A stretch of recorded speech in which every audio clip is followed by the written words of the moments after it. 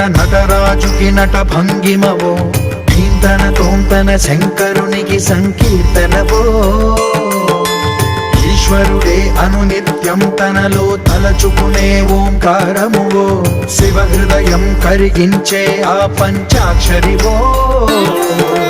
నీ మదిలో